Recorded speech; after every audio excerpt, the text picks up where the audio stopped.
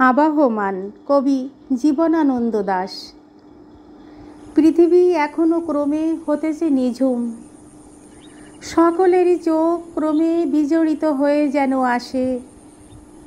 যদিও আকাশ সিন্ধু ভরে গেল অগ্নির উল্লাসে, যেমন যখন বিকেলবেলা কাটা হয় ক্ষেতের গধূম, সিলের কান্নার মতো শব্দ করে মেঠো ইঁদুরের ভিড় ফসলের ঘুম গাঢ় করে দিয়ে যায়। এইবার কুয়াশায় যাত্রা সকলের, সমুদ্রের রোল থেকে একটি আবেগ নিয়ে কেউ, নদীর তরঙ্গে ক্রমে তুষারের স্তূপে তার ঢেউ। একবার টের পাবে, দ্বিতীয়বারের সময় আসার আগেই নিজেকেই পাবে না সে টের। এইখানে সময়কে যত দূর দেখা যায় চোখে, নির্জন ক্ষেতের দিকে চেয়ে দেখি দাঁড়ায়েছে অভিভূত চাষা। এখনো চালাতে আছে পৃথিবীর প্রথম তামাশা।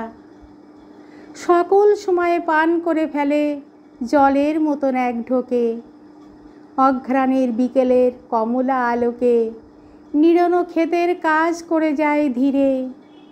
একটি পাখির মতো ডিনামাইটের পরে বসে পৃথিবীর মহত্তার অভিজ্ঞতা নিজের মনের মুদ্রা দোষে নষ্ট হয়ে খসে যায় চারিদিকে আমিষ তিমিরে। সোনালি সূর্যের সাথে মিশে গিয়ে মানুষটা আছে পিছু ফিরে। ভোরের স্ফটিক রৌদ্রে নগরী মলিন হয়ে আসে। মানুষের উৎসাহের কাছ থেকে শুরু হলো মানুষের বৃত্তি আদায়।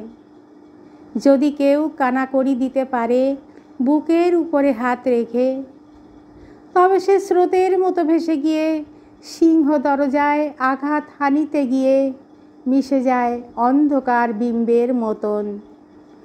অভিভূত হয়ে আছে চেয়ে দেখো বেদনার নিজের নিয়ম। নেউল ধূসর নদী আপনার কাজ বুঝে প্রবাহিত হয়। জলপাই অরণ্যের ওই পারে পাহাড়ের মেধাবী নীলিমা, ওই দিকে সৃষ্টি যেন উষ্ণ স্থির প্রেমের বিষয়। প্রিয়ের হাতের মতো লেগে আছে ঘড়ির সময় ভুলে গিয়ে আকাশের প্রসারিত হাতের ভিতরে। সেই আদি অরণির যুগ থেকে শুরু করে আজ অনেক মনীষা প্রেম নিমিল ফসল রাশি ঘরে এসে গেছে মানুষের বেদনা ও সংবেদনাময়। পৃথিবীর রাজপথে রক্তপথে অন্ধকার অববাহিকায় এখনো মানুষ তবু খোঁড়া ঠ্যাঙে তৈমুরের মতো বার হয়। তাহার পায়ের নিচে তৃণের নিকটে তৃণমুখ অপেক্ষায়। তাহার মাথার পরে সূর্য, সাথী সরমার ভিড়। এদের নৃত্যের রোলে অবহিত হয় থেকে ক্রমে একদিন। কবে তার ক্ষুদ্র হেমন্তের বেলা হবে নিঃস্বর্গের চেয়েও প্রবীণ।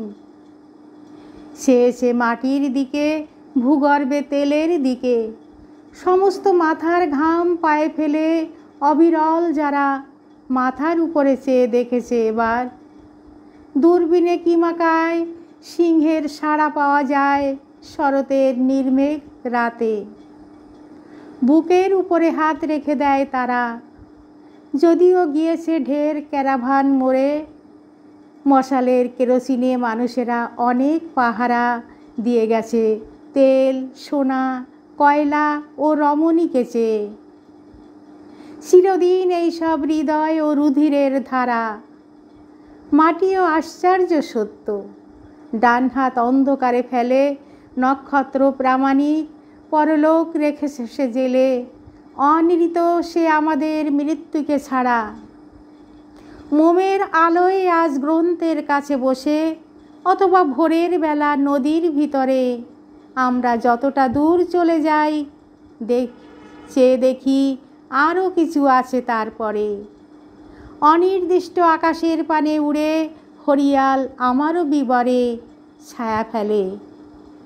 ঘুরনো সিঁড়ির পথ বেয়ে উঠে যায় ধবল মিনারে, কিংবা যারা ঘুমান্তের মতো জেগে পায়চারি করে সিংহদ্বারে, অথবা যেসব থাম সমীচীন মিস্ত্রির হাত থেকে উঠে গেছে বিদ্যুতের তারে, তাহারা ছবির মতো পরিতৃপ্ত বিবেকের রেখায় রয়েছে অনিমেষ। হয়তো অনেক এগিয়ে গেছে, দেখে গেছে মানুষের পরম আয়ুর পারে শেষ। জলের রঙের মতো স্বচ্ছ রোদে একটিও বোলতার নেই অবলেশ। তাই তারা লোস্টের মতন স্তব্ধ। আমাদেরও জীবনের লিপ্ত অভিধানে বরজাইশ অক্ষরে লেখা আছে অন্ধকার দলিলের মানে।